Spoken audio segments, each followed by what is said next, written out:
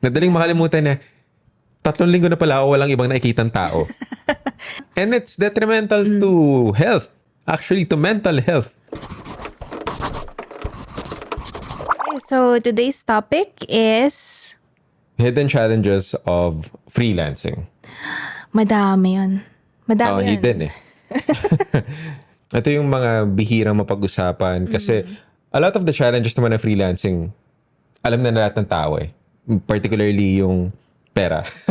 Yung stability of... I think hindi siya for freelancing lang. Yeah. In general. Yeah, but there are also lots of hidden challenges other than money. And I think the first one would be the constant decision making. Decision fatigue. Yes, decision fatigue. Yeah. So it comes in many forms for freelancers kasi you literally have to decide on everything. From the smallest things to the biggest ones that can affect your work, your life. You constantly have to decide. Like literally it starts when you open your eyes. You have to decide what time you wake up. For employment, that's usually set for you, right? Like, you have to go to the office at 8 a.m. That means you have to wake up, let's say, if nagko-commute ka, you have to wake up at 5, diba? It's a routine already that's already na dictated by the company that you're in. But with freelancing, you have the freedom to pick and choose kailan mo gustong gumising, kailan mo kailangan gumising, gusto mo pa bang gumising? And it depends on what kind of freelancer you are and what lifestyle you have. So that's already, kumbaga morning pa lang, decision fatigue na agad. Yeah. Siyempre, dami magre-react na at least hindi mo kailangan gumising ng maaga, hindi mo kailangan mag-commute and all that. And that's true. That's one of the benefits of freelancing, right? But that's also a very, yun nga eh, kaya nga siya hidden eh. It takes a toll. Pagising mo pa lang, like before you even sleep, and then when you wake up, you have to decide, okay, what am I going to do now? Or what am I going to do today? And that's very taxing. Yun yung, mahirap siya i-quantify. Kasi it happens like, in your mind. There. Yeah, and once you're there, then you'll figure out na ito yung common problem actually when people ask, how do I start freelancing? Because literally, you have to figure out everything. How to get your clients, what kind of freelancer you want to be, what skills you need to learn, diba? Tsaka kung saan mo sisimulan. Yes. Lahat yun ikaw eh.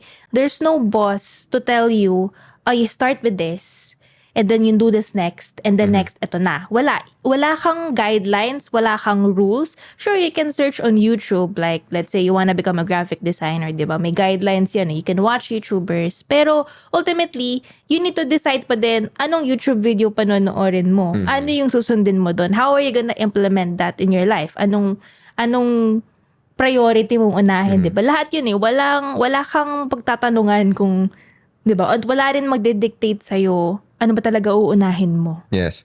And yun nga, kaya nga siya hidden kasi it's very hard to see or it's very hard to realize just how taxing constant decision making is. Even for those who work like in a company. Kaya by the end of the day, ayaw mo nang makipag-meeting, ayaw mo na kumausap ng tao mga bandang 4, 5 p.m. Kasi you're so tired. We only have a limited amount of decision-making power in a day. And this has been like studied and researched. The decision fatigue that comes with deciding each and every little detail in your life on a daily basis, yun yung actually nakaka-burnout. And that's the reason why, diba, sila Steve Jobs, they wear the same clothes. Yeah. That's one less decision they have to make. Exactly. They want to conserve yung decision-making energy nila for the bigger decisions later on. But in freelancing, you have no choice. Kasi nga, wala kang susundin eh. Wala kang, as you said, walang guideline, walang pattern, walang boss na magdidikta sa'yo na, oh, ito yung gagawin mong next. Deciding when to wake up, and then yung bigger decisions like deciding magkano mo ba pe-presyo yung service mo to a client. Diba? Those are two very different decisions, but those are both decisions you have to make. And if it all piles up, no matter how little it is or how big the decisions are, it's bound to lead to burnout. Yes. To address this, para may solution naman tayo mabigay, is to develop your own routines and to create your own structure. Of course, in the beginning, trial and error siya. Yes. Right? Because you have to figure out what works for you. Are you a morning person? Are you a night person? Diba? Make a structure for the little decisions that you have to make. Now, yung kumbaga, yung kaya mong makontrol. I-automate Kasi, mo. You learn Yeah. you learn to automate those things, and that could be a con, that could be a pro, depending on the type of your personality, of how you are as a person. But as a freelancer, you have no choice. You either, do this, deciding every day, or you build a system around who you are and how you do things. Automate everything that you can automate. As much as you can. Yeah, like if you wanna try yung kay Steve Jobs, wear the same outfit every day, or wake up at the same time every day, have your exercise routine at the same time every week. What you can control, if you can make it into a routine that you don't have to think about, Yes. that's one That's the key. less worry that you have. And then use your brain power, kumbaga dun sa mga ibang decisions in freelancing that hindi mo maiiwasan talaga, di ba? The next one is being discussed naman constantly, but it's something na is prevalent sa every level of freelancing, which is imposter syndrome. I actually think this goes beyond freelancing. Even employment, even, Feeling business, sa lahat. human nature lang ata. But it's more, I think, obvious and apparent sa freelancers. Kasi with employment, let's say for example, you started like from the bottom, right? The entry level job. Merong certain requirements para ma-promote ka. And pag nakuha mo yung requirements na yun, may chance ka ma-promote. Like, there are companies na nagpo-promote sila every year or every 2 years. So at least you have something to look forward to. Alam mo, may at least some semblance of a timeline. When it comes to freelancing, nobody's gonna tell you That you're promoted. that there's no promotion. Yeah, that's true. Right? There's no, may iba na yung position mo by this time. Nobody will tell. Like level 2 ka na. Ganun. Oh, nobody will tell you that. When I started introducing myself as a filmmaker and director, nobody told me na, oy, pwede na. Diba? Graduate ka na sa pagiging videographer, or graduate ka na sa pagiging, producer or something like that. Pwede ka na Nobody told me that. And it was hard for me at first kasi, yun nga, imposter syndrome. Parang, hindi naman ako nag-film school. Hindi naman ako nag-aral technically about this stuff. So parang, laging at the back of my mind, anong right ko to call myself a director? Anong right ko to call myself a filmmaker? Anong right ko para makuha yung ganitong project? Diba? Even as I've been doing it for a couple of years now, it still somehow, sometimes, feels a little bit awkward at times. Especially pag lumalaki yung scale and you're talking to prominent people or high-ranking, executives and all that. Sometimes meron pa rin ganun eh. I just got better at handling it, but Hiding it. hiding it, but it's still there. Of course, wala namang nagsimula ng first time nila, magaling na sila agad. Diba? I mean, if you are, then Good for congratulations. But most of the time, when you start something new, especially in freelancing, let's say, nag-try ka maging social media manager, diba? So, most of the time, manonood ka ng tutorials, videos, and then maybe you get your first client. So, laging may first eh. So, yung first client mo, the first time you do the job, of course, parang mangangapa ka. Diba? Di ka naman agad na, expert ka na agad. Yes. Diba? Kasi everybody started from zero. So, andun yung, syempre, yung fear of failure when you start. And of course, andyan papasok yung kaya mo nga bang gawin yun. Diba? Tsaka yung fear of ridicule. Yeah. Fear Negative of feedback. whatever other people will tell you. Yeah. And then, kaya lang, when you're a freelancer, wala kang choices. Like, if you wanna earn money, if you wanna get more clients, then you have to produce an output one way or another, di ba? Whether or not feeling mo hindi mo siya kayang gawin, kailangan mo siyang gawin. Lalo na kung may kontrata ka, lalo na kung binabayaran ka. And even if hindi ka binabayaran, once you tell a client that this is what I'm gonna do, then one way or another, kahit papangit yung output, you have to do it. Yeah, yun eh. That's how you gain experience. That's how you gain knowledge. And then that's how you progress. By doing stuff na you're not so familiar with. Kasi sa freelancing, when you stay in one place, kasi yun yung iniisip mo na expert ka na at this one thing, you'll stay stuck in that one thing. Dun ka lang. Like for example, if I like stayed as a producer, dahil yun yung alam kong gawin, dahil yun yung confident ako dun sa skills ko, then I would have never been a director. I would have never been a filmmaker, or I would have never gotten those projects na bigger or larger in scale. We're not saying na it's bad to just, let's say, if you want to really become an expert producer or an expert video editor, to just continue do that and not explore. That's not a bad thing. If that's what you want. Yeah, but let's say you want to explore, pero what's stopping you is the fear of, I'm gonna start from zero again, right? Because I did that. I started in freelancing, I started as a social media manager. I mostly did Instagram and Facebook. And then TikTok came out. TikTok became a thing. And I noticed a lot of businesses are looking for video editors. I mean, nagkaroon ng shift, right? They're not looking for, suddenly no one wants to look for content producers for Instagram and Facebook. They want people who can edit videos. They want people who can produce content. Since freelancing is a very competitive world, kung hindi ko sinabayan yon, maybe I would have gotten lesser clients and well, I have bills to pay.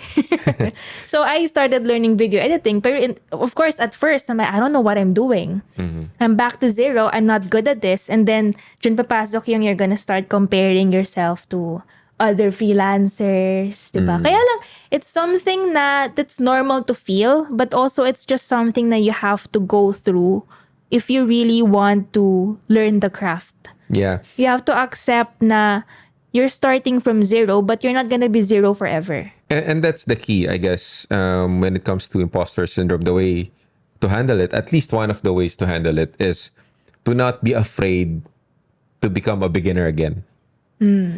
Kasi pag ganun yung mindset mo na hindi ka natatakot or hindi ka nahihiya na hindi mo masyado pang alam yung isang bagay, and the mindset is, oh, I want to learn.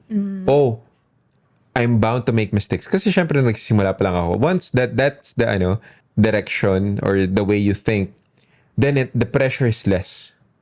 The pressure is somehow more manageable.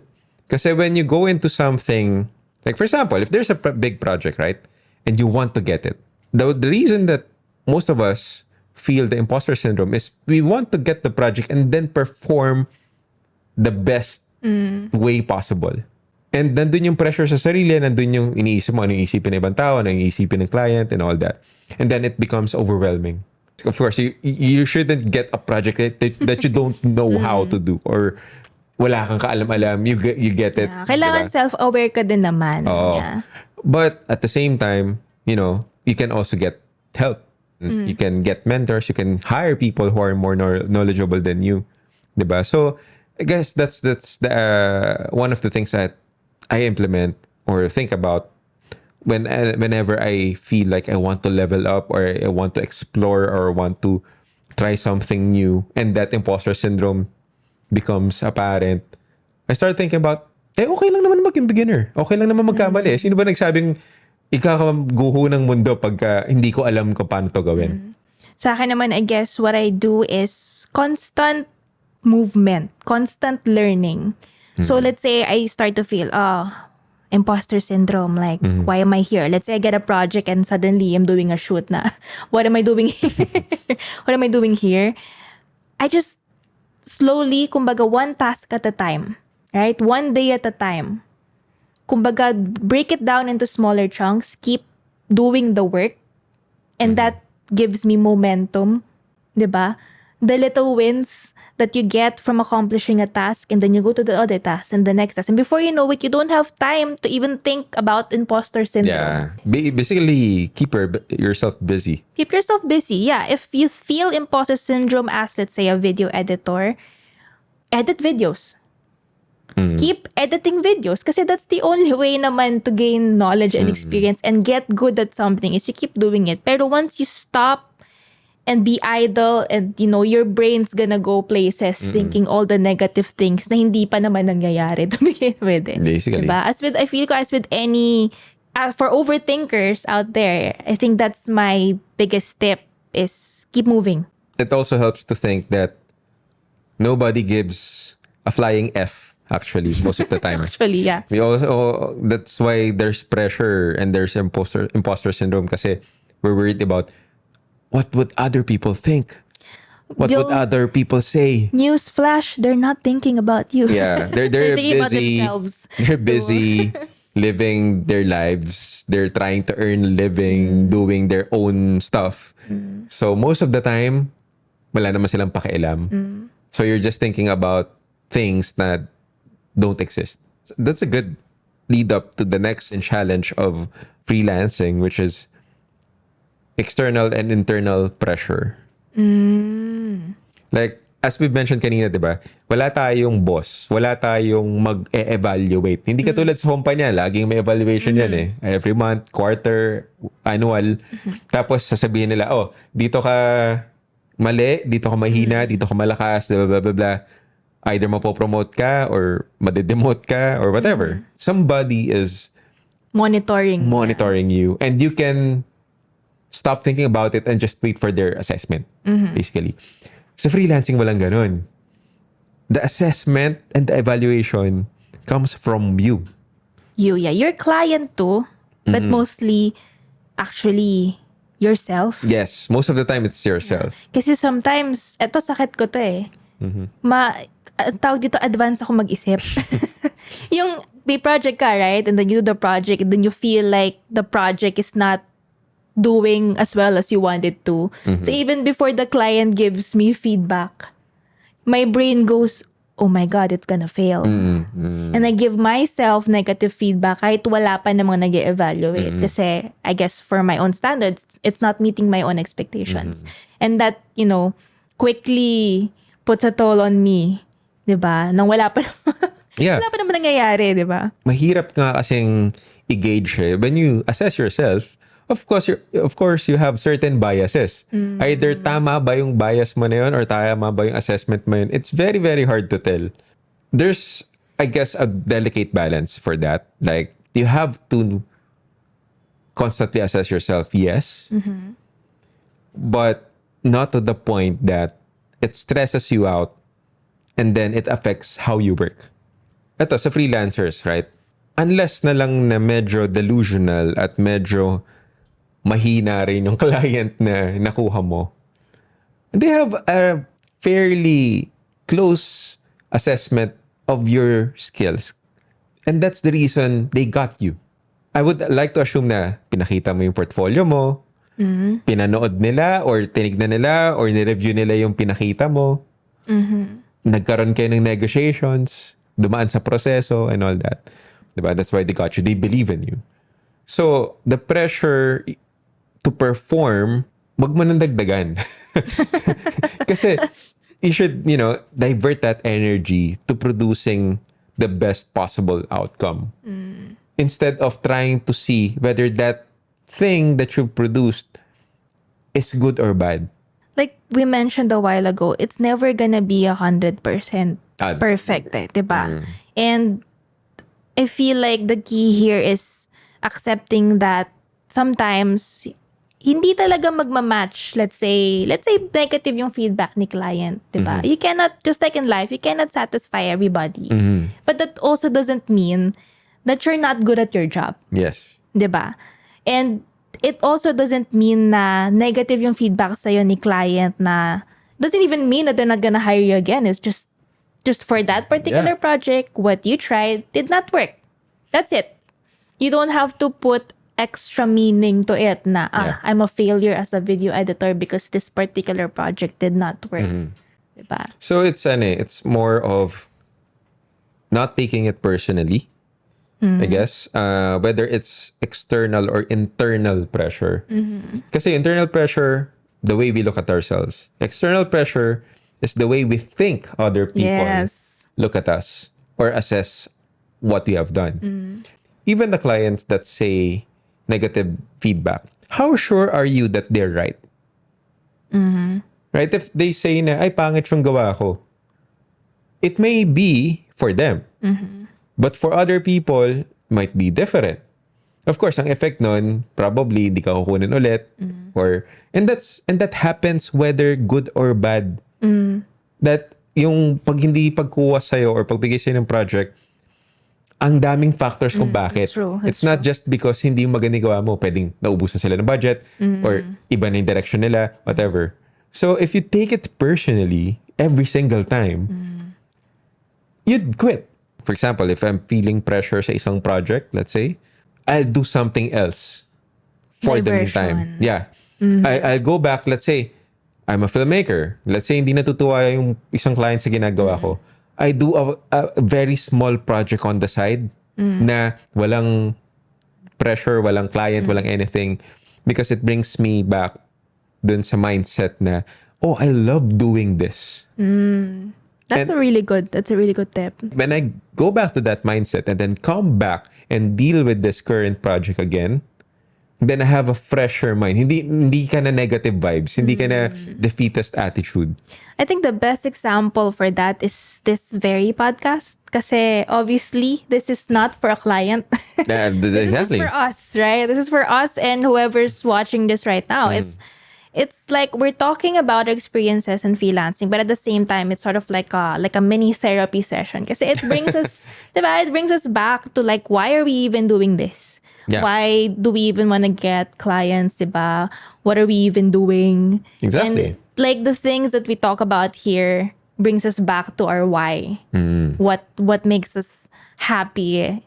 One of the differences with freelancing and being an employed person is you go to an office, you get a shared experience with other people. You get to see other people going through the same stuff that you do. And it's relieving. With freelancing, hindi ganun. Mostly you carry it all yourself. Yeah, a lot of you times. do things for by yourself, and it's hard to share to other people what you experience. Kaya pag dinagdagan mo ba yung pressure na yun, disastrous na siya. With freelancing, unless na you're like in a community na regularly nagsasama-sama, you're doing things by yourself most of the time, which leads to a lot less social life. That's the hidden challenge. Something I never thought would be challenging for me, but it is a challenge. For an extrovert like you. I wouldn't categorize myself as an extrovert, but I thought na sanay naman kasi ako magtrabaho mag-isa. Sanay naman din ako na extended periods na working alone, and I love it. Actually, I do have that freedom. That's one of the things that I love about freelancing. But there are certain times din na parang gusto ko naman lumabas, tapos lahat ng tinetext mo nasa trabaho. Because we have very weird working hours. Yes. Yeah, that's true. Very different. Like for me, I'm an introvert, pero there are times where I crave, companionship, friendship, Going out. and even like the fact that I haven't made a new friend in a while. It's hard to make new friends that doesn't really involve work per se. Because I guess you can to some extent call the people you meet at work as friends, as new friends, or maybe to a just certain level. acquaintances. They're more of acquaintances. Yes, Kasi yes. especially for freelancers who work on a per project basis, right? So you work with a new set of people per project, but then most of the time it doesn't really develop into a deeper relationship unless you make an effort to really get to know other people. Yeah, kasi it's more of a professional relationship, as it should be. As it should be. Yeah. Now, I'm not saying that you cannot be friends with the people or the clients that you work with. But at least for the time na nag-work kayo on a certain project, it's a professional relationship. So it's hard na parang after work, parang, uy, inom tayo or kain tayo sa labas. It's not that kind of relationship, at least at the onset. That is to say that freelancing can be lonely at times. Yeah. Most of the time, ikaw lang nakikita ko. Yeah. Diba? This is my social life right now. If you consider na in my circle of friends, kumbaga, mas mataas or mas marami yung normal employment, right? So, kumbaga, pati yung topics that you talk about and your sentiments, it's hard to relate with other people, or at least your existing circle, kasi I would guess 90% of them are in corporate or in employment, diba? Sometimes they can't relate to your stories or the things that you go through or the things that you have to do. Minsan during dinner or what, you have to answer to a client or something like that. So it's a different dynamic. And yeah, social life is something that can be sacrificed when you're doing freelancing, which I guess requires freelancers to actually give time to it. Like consciously give time to social life. Kasi madaling makalimutan. Madaling makalimutan na 3 linggo na pala ako walang ibang nakikitang tao. Especially like for example, ako as a video editor, content producer, diba? Unless na lang na may shoot na, nasa bahay lang ako. Araw. Exactly. Diba? And it's detrimental to health. Actually, to mental health. There are times na, parang sometimes you're okay by yourself. But going out with other people gives you fresh ideas then eh. It enhances your creativity. And sometimes we forget that as freelancers na actually kailangan pala nating makakita ng ibang human being. I guess that's the solution na you have to include it. Like you have to include it as a priority. And be more intentional. Intentional, yes. Yeah. Because, well, it's also helpful for freelancers kasi like you said, you get fresh perspective from different people from other industries, whether freelancer din yan or nasa corporate din yan or family mo yan, diba? And it's also a way for you to get leads. Pwede. Diba? You go to, networking events or you go to social events. Sometimes, actually most of the time for me, dun ako nakakamit ng new prospective clients. Again, new leads, diba? But if I don't take the time to actually attend those things, wala. You can actually spend an entire year not meeting anybody. Not meeting new people if you don't, like, during the pandemic, my life didn't change much in terms of isolation kasi I've been pretty much isolated ever since. Yeah, I guess I could say the same. Like I didn't feel that much of a change because I didn't go out anyway. Exactly. Kind of sad, but it's true. So yeah, I guess our tip, go out. Go out of the house. Plan something with even just a friend or 2 friends and include it as one of your priorities because it's very, very easy to overlook. Yeah, that's it. And hopefully it's not so hidden anymore, the things that we've discussed kasi these are real things that freelancers deal with. Gotta take care of yourselves. Yep. So yeah, thanks for listening, everyone. And thank you for subscribing to our channels and listening to the full podcast. And we'll see you in the next episode.